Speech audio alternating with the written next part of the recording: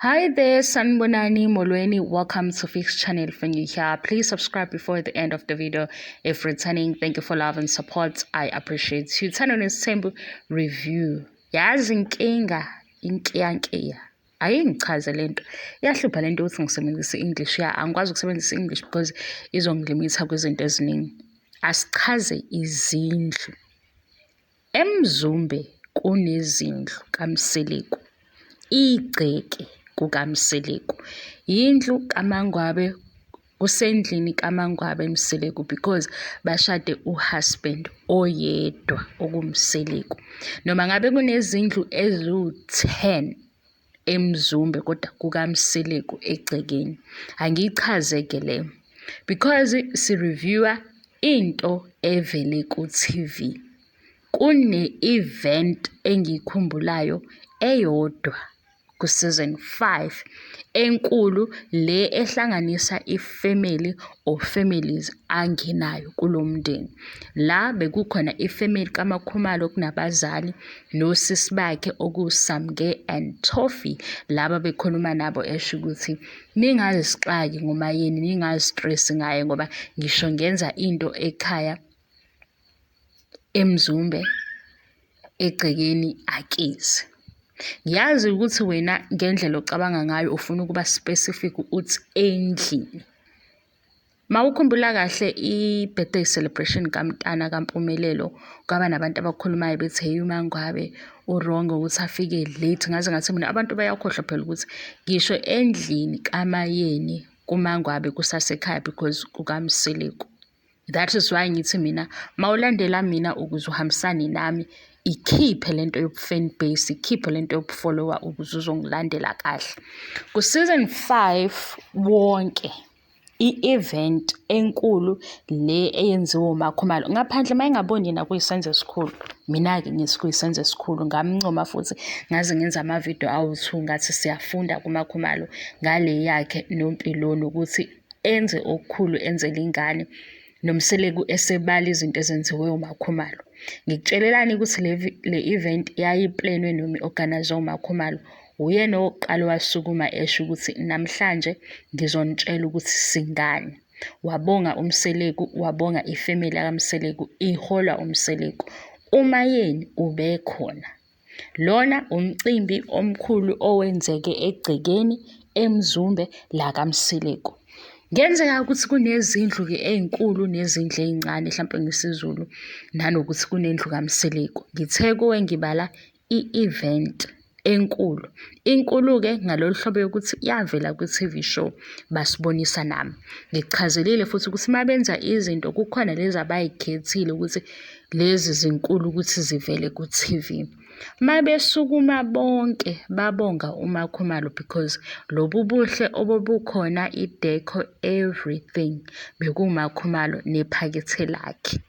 uMayeni-ke engakubona akwenza yilokhu kwekhekhe ukuthi ikhekhe libhakwe kuwe uye because mayiqale le episode uMayeni noMpumelelo bebebeka ikhekhe. Usisi kaMakhumalo bebekhona, simbonile uMayeni ephuma endlini eyongena kule ndlu, angisabali ukuthi indlu iyiphi. Ngaze ngathi kini kulaba bathi uMangwabe unesidina because ufika esezodla, ngathi mina engayeka kanjani ukuyodla endlini kaMayeni ngoba kusekhaya ngesikhathi kuyi-birthday celebration yomntwana lo wayemncane naye eyabanga umsindo la ku-social media. Ukuze ungizwe ungilalele kahle, ikhiphe into yokuba yi-follow, otherwise uzojustify izinto ezingekho justify amanga. Into engiyivezayo ukuthi kule event A1 esengike ngayibona kwi-show ngingakawaboni amanye, ngingazi-ke ngokwenzeka behind the scenes, ngingazi ukuthi baphila kanjani mase bekhaya bebodwa.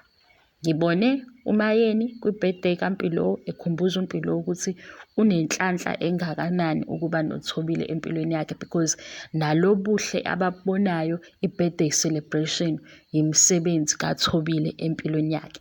So my question is ukuthi uMakhumalo lo yamcimbi wawumncane ngale ndlela yokuthi usengakhohlwa ukuthi uMayeni ubekhona. Mase kwaba yi-lunch, i-lunch le yazi ngasho ngesiZulu, i-lunch le Ngiyaxolisa. La umsele kwazi wabakhumbuza ngo-number 5 again kwakuwuMakhumalo enzele umndeni because wuye owakhokhela umuntu owayebaphekela uchef. Egameni lomcimbi osegcekeni eMzumbe owenziwa wavezwa naku-TV because ngithe kini mayethi yena izinto ngisho engizenza egcekeni ekhaya, okusho ukuthi yena ubehlukanisa ukuthi-ke endlini yami kaMakhumalo. Enye-ke futhi lento sesiyibamba-ke leyo because bake bayibanga futhi leyo ukuthi musani ukuhlukanisa. Shuthi-ke ubala ukuthi endlini yakhe kodwa egcekeni kaMseleko wayekhona uMayeni, wayehleli eduze kwaMangwabe. Basukuma bonke bephethe izipho bephathela ingane. Abangakukhohlwanga ukwenza ukuncoma uThobile ngomsebenzi wakhe awenzayo omuhle. Namanje nami ngisamncoma because siyabona ukuthi ingane iphile kahle, igqoka kahle, iyinhle. Umpilo nje uyabonakala ukuthi ingane yaMseleko, uyabonakala futhi ukuthi naye imali nje ekuthiwa thasi nawe uyayithola imali kababa wakhe. Ngubani? uThobile wathathwa wambeka eduze. Engingaku-understand ukuthi-ke leya birthday celebration or leya party emehlweni kaThobile incane yini ukuthi engakhumbuli ukuthi hawu ngenza iphathi kaMpilo uMayeni wayekhona. Uma esezothi kosisi bakhe uMayeni akezi kwizinto ezenziwe uyena. Ngaleso sikhathi omunye wosisi wakhe wayewu-program director. Yisi futhi ngichaze ukuthi wayesisi kaMakhumalo waye-program director ngoba umcimbi wawenziwa uMakhumalo obvious. Yisi futhi ngichazele ukuthi kwifamily yakaMseleko namanye ama-families akhona yini kwaba khona ekaMakhumalo eyayihleli etafuleni yonke iphelele ingoba kwakuyi-birthday celebration kaMpilo. Yiza-ke uzodibhetha lento, yiza-ke uzongiphikisa. Umcimbi owenziwe uMakhumalo ku-season 5 wavela kwi-TV show.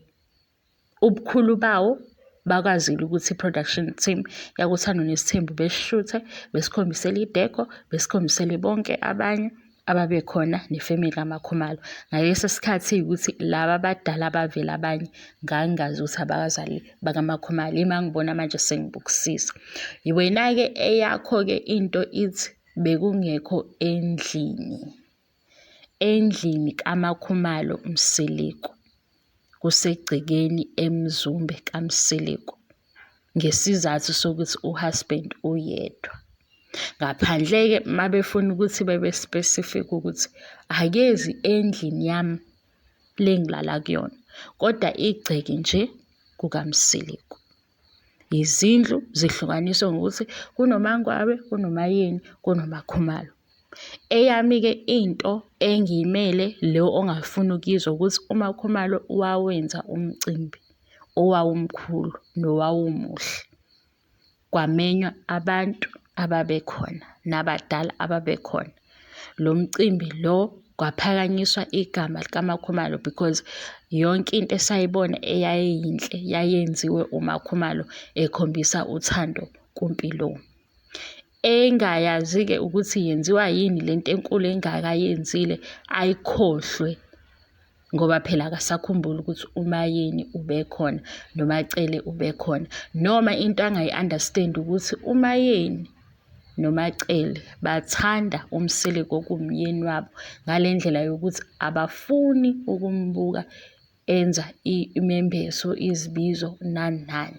Kodwa mhla kufanele ukuthi kuphoqiwe ukuthi abasapothe bebe khona bayokwenza lokho. Kodwa mase kuphuma ngaphandle sekuyiwa kuma-families lawa amanye koNgwabe, kuyiwa koKhumalo, ikhona indawana ey'nhlizweni zabo ekhumbulayo ukuthi umyeni wethu lo osibeke kule position ukuthi asihambe siyojabula laphaya. Yileyo-ke efuna ukuthi phela manje khula ngomqondo uyibuke ngaleyo ndlela ukuthi le isondele. Kanti futhi uma isondela omunye unkosikazi ukuze kube abe right akayitholi i-freedom yokuthi usuku lakhe, umshado wakhe, umcimbi wakhe, amanye amakhosikazi engazi ukuba khona hlampe eze ephazamise. Kodwa-ke uma uzoyibukela eduzane uzoyibuka ngeso lomona, uyibuke ngeso le-bitterness because indlela oyibona ngayo. Kodwa uma uzoyibuka ngeso elibuka kude uzobona ukuthi uMacele shem khona kuze ukuba mnandi esebuka umseleku esenziwa lezo zinto lezo ekufanele ukuthi zenziwe ngoba laphaya kwaNgwabe umkhwenyana, laphaya kaKhumalo umkhwenyana. Asiphoqiwe-ke futhi ukucabanga ngokufana, asiphoqiwe futhi ukubuka ngokufana. Yingakho wena uzowubona lo mono owubonayo, mina mase ngafika ngiwufikise sengithi ngiya-understand ukuthi why kuzoba nzima kulaba abawu-2. Ngoba lo owumyeni, ngoba lo oyindoda unengxenye yenhliziyo yabo. Yingakho kungazukuba mnandi. Noma kungemnandi kodwa fanele bek-understand ukuthi baphakathi kwisithembu, uyi-polygamist angeke bemjike. Sizoyidibetha-ke nabancane. I-right kanjalo, sizoyidibhetha nabancane ngoba igceke kukaMseleku. I-birthday celebration eyashuthwa yishow yayingashuthi nje umcinjana, into encane, yayishutha into enkulu. Wayekhona kuMayeni. Bye.